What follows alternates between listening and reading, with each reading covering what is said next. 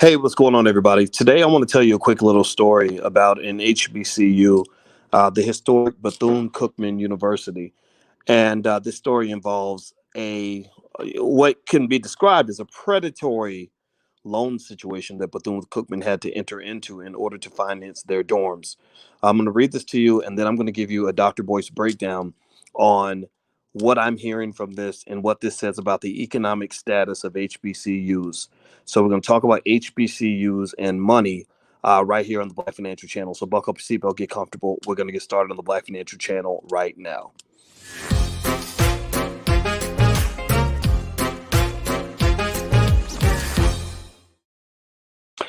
Hey, what's going on, guys? Welcome to the Black Financial Channel. That's theblackfinancialchannel.com. My name is Dr. Boyce Watkins. I am your friendly neighborhood finance professor on the Black Financial Channel. We are absolutely, insanely, and mortally obsessed with Black wealth and Black economics and independent Black wealth building. We talk about wealth building several times a day, as much as 10 times a day. You are my students. I left Syracuse University because I want to teach the community. And the only thing I don't ask you, you don't have to be Black to be here. We don't discriminate against anybody. But one thing that we do ask is that you are B1. B1 means that we have to put ourselves at the top of the priority list.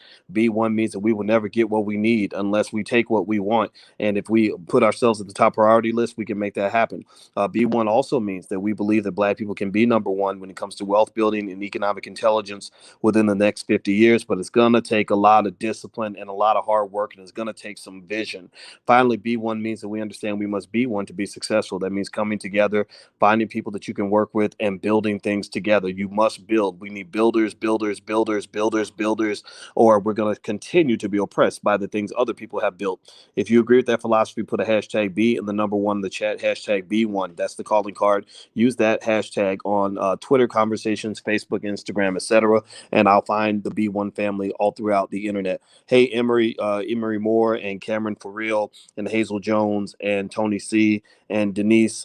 Good to see you. Good to see you. Okay, so let's jump into this. I wanted to talk to you guys about this. You guys know I'm such a weirdo. I've literally been talking to you guys a lot during my honeymoon, and some of y'all make fun of me because you think that I'm working during my honeymoon, but that's not true. That's not true. I don't work. I haven't had a job in probably 25 years. Work is this stuff that you really don't enjoy doing. This ain't work. This is fun. This is me talking to my people and doing something that matters. So here's what I wanted to talk to you guys about. I saw this story, and Alicia was like, what's on your mind, Boyce? And I said, I'm really thinking about this article I read today in Inside Higher Education about Bethune Cookman University. And in this article, the article is titled "A New Beginning for Bethune Cookman." And here's what the subject line says. It's by Alexis Gravely. And it says, using a loan designed specifically for historically Black colleges and universities, Bethune Cookman was able to refinance a dorm that would have cost the university $306 million. Now, that's a lot of money. I was really intrigued by this story. And it kind of, and as I read the story, it really made me think about economics and finance and stuff like that. You guys know my PhDs in finance, so I want to kind of lay some game out here for you to understand the dynamics of what's going on here, why this disturbed me so much. Now, I'm going back over here. Now, do me a favor. Please hit the thumbs up button. Please hit the thumbs up, share, subscribe button. If you haven't done it yet, let me know if you can hear me. Give me a yes if you can hear me okay. All right, so here's what it says. It says the finances for Bethune Cookman University are on a new path now that the historically Black university has received assistance from the Department of Education to resolve a controversial and expensive dorm deal made by previous leadership. Leadership for Bethune Cookman signed an agreement Tuesday to receive a $108 million loan from the HBCU Capital Financing Program, backed by the Department of Education and Rice Capital. The funding allows the university to refinance a loan agreement made for an $85 million dorm that opened in 2016, which, due to the aggressive terms of the agreement, would have ultimately cost Bethune Cookman $306 million over 40 years. In addition to addressing the dorm's financing, the loan also provides funding for the university to pay off bonds and conduct deferred maintenance, allowing it to not just get by, but to thrive, said Belvin Perry, Jr., chairman of Bethune Cookman's Board of Trustees. We are just very thrilled that we have closed the chapter on a very dark part of the history of this university, he told Inside Higher Ed. Quote, it takes away distractions that have been around for a number of years. Though the dorm's construction costs were initially estimated to be $72 million, they ultimately grew to $85 million. Under a lease and sublease-backed development agreement, monthly payments for the dorm would have risen by 1.5% each year, reaching a high of $840,000 per month and totaling more than $306 million by the end of the agreement. The university filed a lawsuit in 2018 against the developer and several former high-ranking officials, including former Bethune-Cookman president Edison O. Jackson, who retired as president in 2017, shortly after the details of the deal were revealed. That alleged, quote, illicit and fraudulent, end quote, conduct related to construction of the dorm. The developer later countersued to receive the payments it was owed. The HBCU capital financing program was established in the early 90s to provide HBCUs access to low-cost capital for campus infrastructure improvements, given that HBCUs don't often have the resources to access traditional forms of capital financing.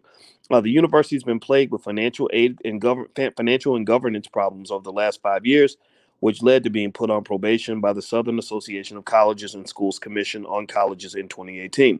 Bethune-Cookman now has a new board, has improved its finances, and has been off probation for close to a year and a half. So, first of all, let me just say congratulations to Bethune-Cookman. I'm very happy that this school is able to move forward and to become as great as it's always been meant to be. I think that's a wonderful thing, and I want to start right there. Secondly, I want to sort of address what I'm hearing in this article. Now, this isn't just about Bethune-Cookman. This is really about the state of HBCUs and what's real. What I see is kind of going on here. Now, mind you, I did not get the chance to attend an HBCU. When I came out of high school, my grades were terrible, and it was because of a group called Black Achievers in Louisville, Kentucky, that I was able to go to college. And they couldn't give me an HBCU scholarship. They sent me to the University of Kentucky on a $500 scholarship or something ridiculously small, but it made a big difference. And because of that, Dr. Alicia, my wife, has agreed. We've agreed to be a title sponsor for the convention for the Black Achievers group in Louisville, Kentucky. If you live in that area or you live in any area where there's a Black Achievers, you should have your child join. It's a great organization. It changed my life. So we're going to write a $20,000 check to Black Achievers so they can send more Black kids to college. And also we're going to give scholarships to the Black Business School to the kids that are in that program. So shout out to Black Achievers for making a difference. Now, I couldn't attend an HBCU. Also, when I became a faculty member at Syracuse University, I did go try to speak to Howard University and Prairie View about joining their faculty. I was willing to take a pay cut. I didn't care about the money. The money didn't matter. I made $115,000 a year at Syracuse. I knew they couldn't afford it. I would have gone down to as low as $60,000 a year and even been willing to do more work because I wanted to be at an HBCU that bad. What happened at Howard was I remember that when I interviewed at Howard, my public scholarship career had just begun. And I remember in the finance department, the person I interviewed with was Chinese. And I remember thinking to myself, why is a Chinese man deciding if I'm qualified to teach Black people? I did not like the idea. No disrespect to Chinese people, but I did not feel that a Chinese man should be deciding if I have the qualifications to talk to other African Americans. I doubt give me a yes or no. Give me a yes or no. Do you think that if I went to China, do you think that there would be some African American man deciding if a Chinaman was qualified to teach Chinese youth? Do you think that that would actually exist in China? Do you think that would happen in Europe? Do you think that would happen in any country in the world other than the United States, where many of us are still stuck in this weird slave cycle, this weird Groundhog Day repetition of slavery, right? Juneteenth happened a couple hundred years ago, but we still ain't free. So I'm not celebrating Juneteenth. Don't get me wrong. I don't hate the holiday.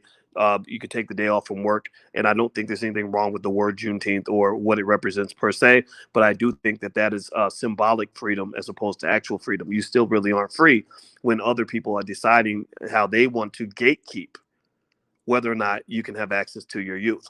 Why do I bring this up? Well, because Howard University, since I'm speaking about Howard, happens to also be in the city of Dr. Claude Anderson, who wrote the book Powernomics.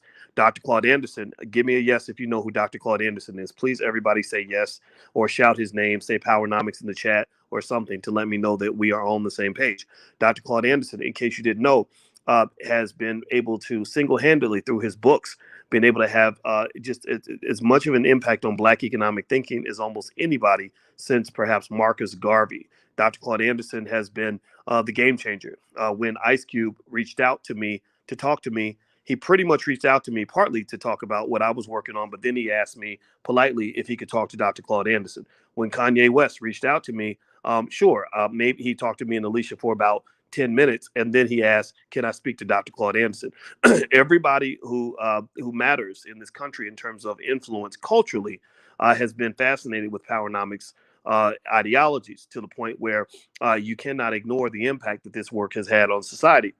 So the $1 million question I like to ask, and I promise you, I'm going full circle with this. You guys make this. Sometimes I go a mile outside the track to help you see the whole picture. But basically, when you to go full circle with this, my thought is, why is Howard University teaching Black students, and they haven't ever invited Dr. Claude Anderson on campus, even though the man lives about 20 minutes from your university? Again, this is one of the leading Black economic thinkers of all time. Yet over, he's been in DC for maybe 40, 50 years.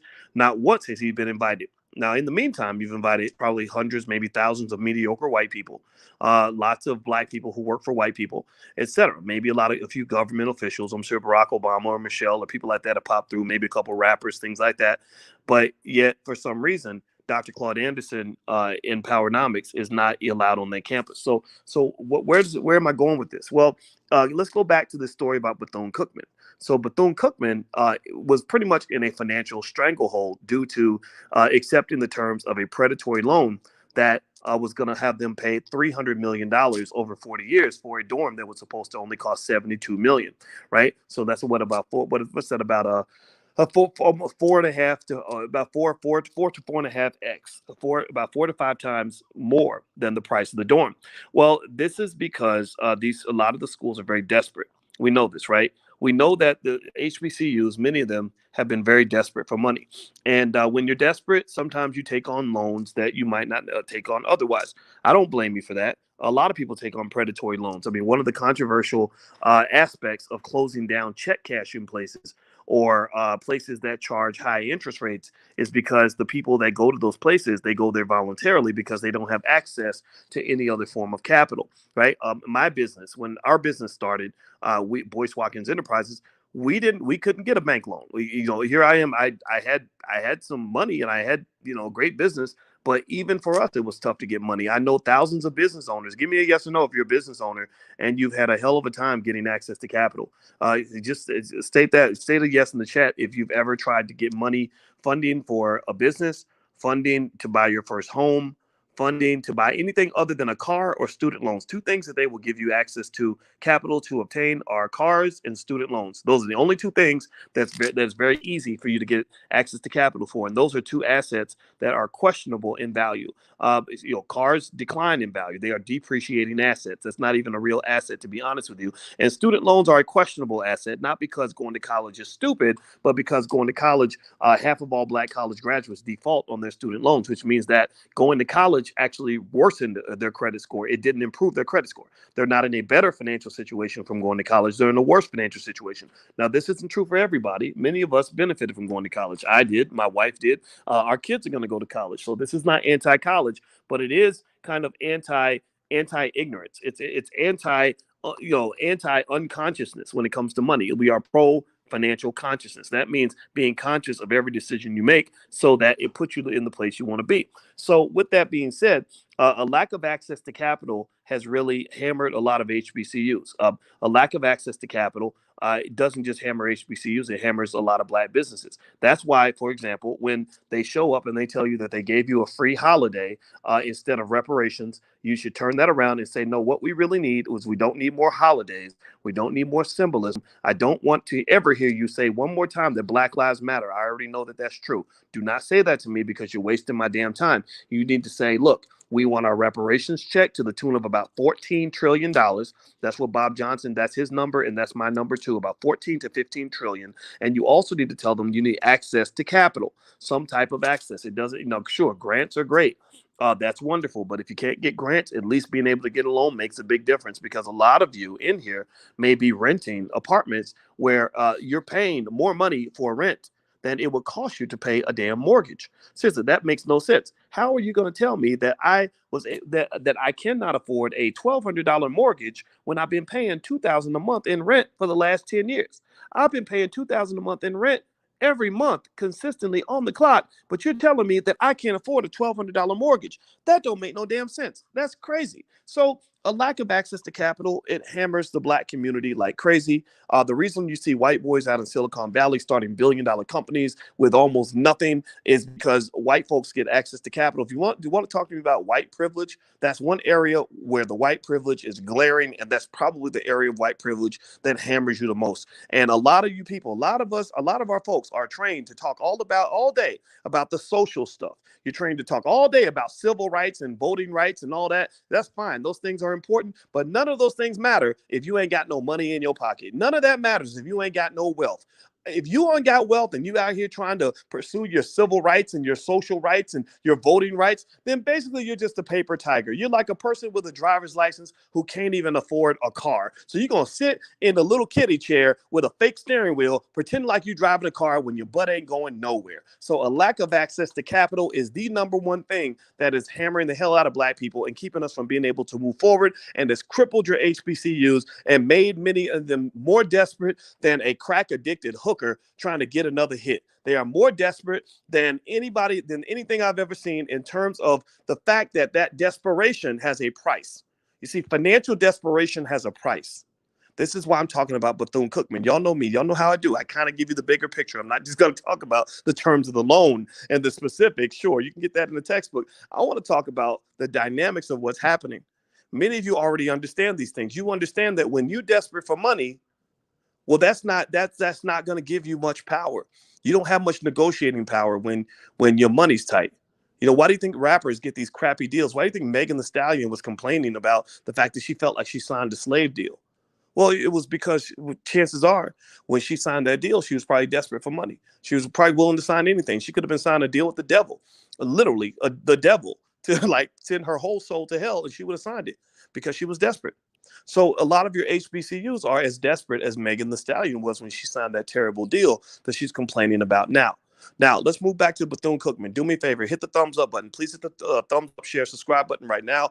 And also the allblackagenda.com is a platform where you can go there and you can get lots of free resources like the $5 a day investing plan. I want everybody in this space to be investing consistently. Did you invest this week for your child? Did you talk to your child about finances this week? Put a yes in the chat if you've had conversations about wealth this week. If you made some sort of money move this week. If you did something this week that secures the legacy of your family, put a yes in the chat or put a B1 or something to let me know that you're making your moves. You need to do this every day. The way I seem weird and very obsessed, you're seeing my personality coming out. I believe to be excellent at anything, you must be obsessed with the thing that you want to do. A mother that wants to be a good mom is obsessed about her children. An athlete that wants to win championships is obsessed with his sport. A craftsman who wants to be the best in the world of what he does is obsessed with what he does. So if you want to be the best, you got to be obsessed. So I want you to be obsessed about being the best, and then you'll find yourself being blessed. So be obsessed about being the best, and you will be the person who is always going to get blessed.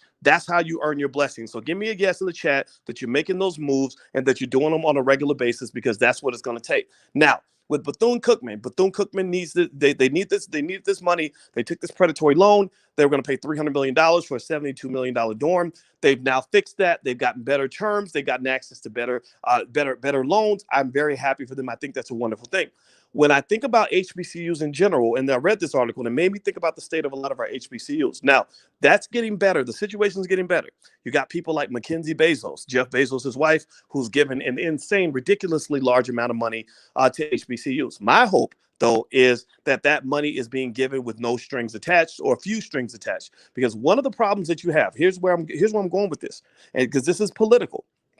One of the problems you're going to have is that when people write the damn check, they start making the rules. He who has the gold makes the rules. So while your HBCUs are being bailed out by the Mackenzie Bezoses and other people, you have to always look at the fine print and say, what do you want for that money? It reminds me when I was 16 and there was this pretty girl that I liked at school, and I gave her a camera as a Valentine's Day gift. And I didn't think much of it. I thought I was big ball, and I was selling candy after school. And so I had more money than a dope dealer. I had pockets full of money. I'm not kidding. I really had money like that as a 16-year-old because I learned how to sell candy at school. Right. So I bought her this fancy camera trying to impress this girl. And one day I'm sitting at home and I get a call from her daddy.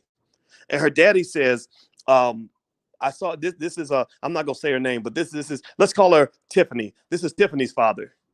And I said, hey, how you doing, sir? And he said, I noticed you gave my daughter a camera. And I said, yes, sir. And he said, I want to know, why did you give my daughter a camera? Now, at that time, I'm just gonna be honest. Maybe I wasn't great with the ladies. I ain't gonna lie. I didn't know nothing about trying to get some and all that. I was still a virgin. I just thought the girl was pretty, right? And I thought the camera was a nice gift.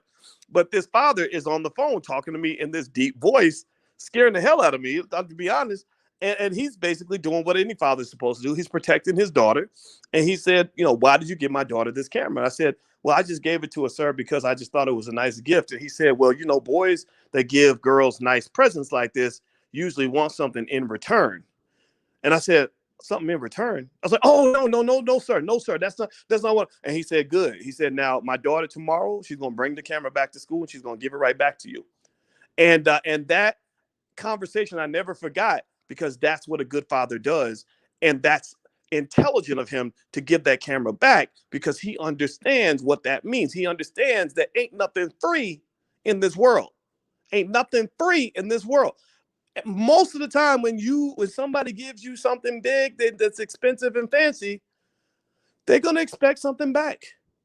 And one of the things that white people are extraordinarily good at, and I'm not talking about all white people, I'm talking about white America, this white supremacist slave holding society has always been very good at, is using money to achieve economic goals. And America isn't the only country that's good at that. China's extremely good at that. China plays Powernomics better than any country on earth, which is why you better teach your grandkids Chinese, because they're going to be speaking Chinese all around the world in about 50 years. I guarantee it. I guarantee China will be owning every corner of the earth by the year 2050, 2060, because that's their 100-year plan. Y'all ain't got no plan. That's why if you ain't got a plan to be a player, then chances are somebody's planning to play you. You're gonna get played. So with that said, money typically comes with some sort of expectation. And when HBCUs are getting big, gigantic, big fat checks from people who don't quite understand people like you and I, right? They're not bad people. I mean, I think Jeff Bezos' wife is an absolute sweetheart for writing those big checks. Because God bless her. She's better than her husband. Her husband's not a bad guy. He's a genius, but he's probably a little more selfish. He ain't thinking about HBCUs. Mackenzie Bezos went and wrote massive checks, and I really do love her for it. But one of the things you must understand is that at some point, you better work to achieve your economic independence, because most of the time when people write checks that big, they expect some sort of cooperation in return. So what does that mean? Well, that means that, let's say Howard University decides to wake up and they realize that one of the great economic geniuses of all time, Dr. Claude Anderson, lives down the street. So they say, oh, well, we're going to bring Dr. Anderson in, to have him speak to the students about Black ownership and Black wealth and controlling our communities. And then somebody who's connected to Mackenzie Bezos gets the word that Dr. Anderson has said things that don't fit quite well in the mainstream media about the way whites have controlled and harmed Black people, or he said something that was controversial. Next thing you know, they're making a phone call to an administrator saying, you can't, if you invite this person to campus, we're going to cut your funding. Next thing you know, that's when the Negroes start getting squeamish. That's when they put their tail between their legs and they politely cancel the speech. I've seen the politics. I've seen how that works. I've had speeches canceled myself on me. I've said things publicly that caused somebody to say, we don't think we want to have Dr. Watkins come in this week. But the reason that it didn't bother me was because I was prepared for this. I understood many years ago that it is very difficult in this society for Black people to work to achieve true economic and political power without ruffling some feathers. I am not a believer on any level that the majority of white people will ever stand up and cheer and clap when Black people achieve real power in this country. I do not believe that they're going to cheer for you. I don't think they're necessarily always going to block you, but I don't think they're really going to cheer for you. And there's going to probably be a point where they're going to get downright offended. And when that day occurs, you better be ready to pay your own bills. That is what we refer to in the Black Business School as economic maturity. Economic maturity is when you know that you must pay the cost to be the boss. That sometimes paying your own bills and owning something that is small is better than being owned and being a part of something that is bigger and more powerful. That's why even when I walked away from very high paying jobs to start my little crappy business where I wasn't making any money at the time, I was gladly doing that because I said, you know what? I may not have money, but I have freedom, which is more valuable than money. So just understand, the big problem you have is that a lot of your HBCUs are financially incarcerated. They are locked up like inmates down at Pelican Bay because they can't do shit for the Black community that's serious and significant without having somebody get on the phone telling them what to do, or telling them who they need to vote for, or telling them what agenda they must pursue without there being significant financial consequence. Now, I'm not dissing them. But I'll tell you one thing I thought about today, for example, was Felicia Rashad speaking up in favor of Bill Cosby. Now, she's a faculty member. She's supposed to have intellectual freedom. As a faculty member, she's supposed to have the right to have a dissenting point of view. As a faculty member, she's supposed to have the right to freedom of speech. But you saw that as soon as she spoke up, the next thing Howard University did the very next morning, they went out of their way to issue a statement saying, "Oh, please, no, she don't. What she said that wasn't right. That wasn't right. That was messed up. What she said, they didn't say it like that. You can go find the official statement, but they were backing away very quickly from that statement because they said, "Holy crap! All the white liberals that we buddied up with, who have started helping us get access to funding and capital, are going to be real pissed off that one of our most prominent faculty members just made a statement that does not fit with their agenda." Now, don't matter that millions of Black people agree with Felicia. I mean, how many of y'all, give me a yes or no, how many of y'all agree with Felicia Rashad? How many of y'all could hear what she had to say? Even if you don't like Bill Cosby, how many of you thought, okay, cool, that's good that Felicia is being consistent, that she's given another point of view? How many of y'all were okay with what Felicia said? Give me a yes in the chat if you were okay with that. See, there's a lot of you. I did a survey on my platform. We have about 1 million subscribers across multiple platforms, all pretty much all 99% Black. And I did a poll to see how you felt. And about 70% of you said that you felt that Bill Cosby should be out of jail. You felt, the majority of you, now some of you who dissent, who have a different opinion, that's okay. It's okay to have a different opinion. What we don't allow is oppression. We don't allow oppression of ideas. So if you disagree, as long as you can do so respectfully, you're welcome to be here. But don't sit here and tell me that I don't have a right to have a point of view just because it disagrees with yours. What the hell's wrong with you? Grow a new brain, you idiot. You can't go around telling people what they're allowed to think. That's not right. So with that said, so here's my point on this, and I'm gonna close it down on this. When you look at HBCUs, you better take the time. I'm talking about leadership who really care about the future of the community. You better take the time to figure out how you can obtain your financial independence. You better stop taking pride in how many damn employees you produce, and start taking pride in the number of business owners you create. Start thinking about people that you can put into the community that are going to buy assets and own and buy up the block. Start taking pride in the number of Black people that you can put out there that can go create jobs for other Black people, not just get a job working for a white guy, right? Start taking pride in the number of Black people that are leaving your institutions with the ability to create independent wealth through stocks, independent wealth through real estate, independent wealth through entrepreneurship, that will allow them to have the freedom that is necessary to obtain true power in a capitalist democracy. And I use the word democracy lightly because capitalism is the pre-existing condition that must exist in your life. You must have some control of capital in order to even have access to your democracy. This is not a pro-capitalism statement. I'm not saying there's anything wrong with socialism and Marxism and all the other things. I mean, you got a big dose of that through the civil rights movement that was heavily influenced by the left. It was heavily influenced by socialism, Marxism, and there are a lot of good ideas on the left. I love Marxism to a point. I really do. But let me just say this. In America, you have no capital, you do not get access to democracy. Your democracy is controlled by those who control the capital.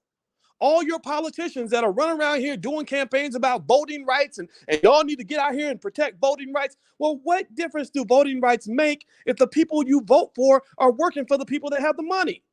Raphael Warnock down in Georgia to run for office needed $250 million to do that. You really think he got that money from the Black community? Or do you think he got that money from corporations who control the capital? What do y'all think? What do y'all think? So what I'm saying to you is that in mathematics we have something they call necessary conditions and sufficient conditions. A necessary condition is something that has to happen before something else can happen. A necessary condition is like saying, in order to go to second base, you got to go to first base first. You can't go straight to say, you can't run straight diagonally across the field and go to second base. You got to go to first, then you go to second. See, and what they've got you believing is that you can just run straight to second base. They got you believing you can run straight to your freedom, straight to your democracy, straight to your rights without even crossing first base, which is where the money resides. No, in this world, I'm giving it to you raw and giving it to you real. In this world, if you don't go to first base and pick up the money, then you cannot go to second base and pick up your freedom. So do not pass go. Do not collect $200 because first you got to go pay the cost to be the boss. If you do not pay the cost, then you will not be the boss and you won't even be the boss over your own life. Freedom is only accessible to communities that have capital. The Jewish community understands that extremely well, which is why they have about 1.5% to 2% of the population, but they control damn near a vast majority of the banks and media outlets that exist in this country. Why do you think that a large percentage of the Supreme Court justices have come from the Jewish community, but not one black woman has ever been appointed to the Supreme Court in over 200 years of existence? Who put more energy into building this country? Us or the newcomers, the new guy? No disrespect to anybody else, but y'all know what we've given for this country. We're the only group of people who's given that much blood for this country. We're the only group of people who've given that much labor to build this country. We're the only ones who have sacrificed at the level in terms of the amount of trauma we went through to make America into what it is, but yet other people jump to the front of the line. Why do you think that happens? Because they went to first base and picked up the motherfucking money. They went and picked up the money. They stopped and got their check, and then they went to this other second base place called freedom and democracy and all this other stuff. Y'all think y'all can go straight to freedom without picking up the money, and that's absolute nonsense. It does not work. The evidence is all around you. Every politician you've ever voted for has immediately damn near every one of them has immediately betrayed you as soon as they got into office, because the first thing they do is they pick up the phone calls from all the people who gave them the money to run. And that includes Barack Obama. So HBCUs, this is the message I would give to HBCUs. First of all, stop acting like Dr. Claude Anderson does not exist just because white people want you to ignore him. That's sick. This is a man among a few others. There are others out here, but this is a man who has solutions that you need. This is a man who has dedicated his life to black people. How dare you act like you don't know that he lives right down the street from Howard University? What the hell's wrong with you? Show some damn respect. I don't even like talking about Howard like this, but something is wrong when they act like they don't even see him. That's crazy to me. Number two, stop producing employees, start producing owners and builders and people that can go create wealth in this community. Now, I'm not saying, sure, you got your doctors, you got your lawyers, you got your dentists, but the part of the reason that you can't raise your own damn money is because you don't have a base of millionaires and billionaires coming out of the HBCUs that are writing checks that are big enough for you to have independent funding.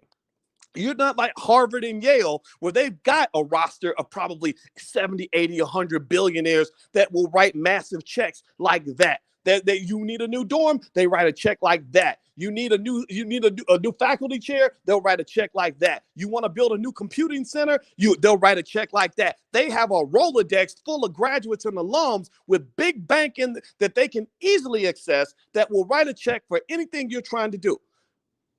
HBCUs have a bunch of people who are employees who are buried in student loan debt.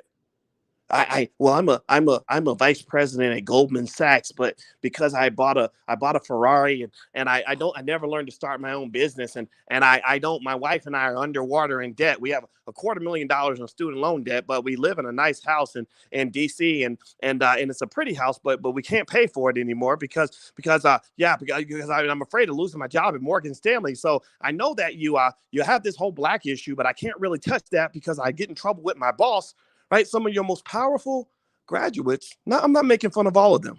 I'm certainly not making fun of people that had the opportunity to go to an HBCU. I told you guys I wanted to go to one, I couldn't. But what I'm saying to you is there ain't no real power in employees. Employees don't fund Yale and Harvard University. The people who get jobs working for white people are not the ones who are going to liberate the black community. They can't create job. They can barely create a job for themselves. How are they going to create a job for 10,000 other black people? You got to start thinking big. You got to start learning how to play above the rim. And I'm going to tell you, I go back to the fact that Alicia and I are going to sponsor the next convention, or the next conference, or I'm sorry, it's an annual banquet that the Black Achievers have in Louisville, Kentucky. The Black Achievers out of Louisville were the first people to ever give me a scholarship, and they gave me a chance to go to college when nobody else would. The reason I can write a big check to them is because I own a business. Business owners can write big checks. Employees have a much harder time doing so. So I just will tell you, if you want your HBCUs to be great again, you have to put as much energy into creating owners, builders, and entrepreneurs as you put into creating more employees who are simply going to give their greatest talents and all their black excellence over to white people. But again, I say this with complete respect to those of you who went to HBCUs. This is not a diss at all. This is just me telling you that if they don't achieve economic independence, then unfortunately many of them will be absolutely neutered when it comes to doing the hard work necessary to elevate and build the black community. So that's it. That's all I got to say. I got to go. I'm on my honeymoon, got to go spend time with my wife. I hope this conversation helps you. Please hit the thumbs up button, share, subscribe button if you haven't done that yet. And also, if you want to go check out the Black Business School, feel free to go to theblackbusinessschool.com. We do have an institution, a university. We have 140,000 students worldwide. Many of them don't pay a nickel. So feel free to go to theblackbusinessschool.com. We have people right there that can talk to you about whatever you're trying to do. And we focus heavily on what we believe to be the black core of three. The black core of three is that we believe black people should educate our own children, create our own jobs, and support black-owned businesses. If we do those three things, then within the next 50 years, there will be a segment of the black community, mostly from the B1 community, who will have a net worth that is higher on average than white people in America. I believe that we can become in our community what the Jewish community has been for everybody else. But you must embrace those principles. You must do it every day. You must pay it forward. You must walk away from the culture of instant gratification and ignorance that is destroying our people. You must become an absolute soldier when it comes to thinking outside the box and making the investments necessary to put your children ahead of the curve. I hope that makes sense. Give me a yes in the chat if you get what I'm saying. I'm going to go. I've talked to you guys for 37 minutes and 31 seconds. I'm about to go spend time with my wife. I love you. I'll see you soon. Please have a great day. Hit the thumbs up button on your way out. Talk to you later. Peace.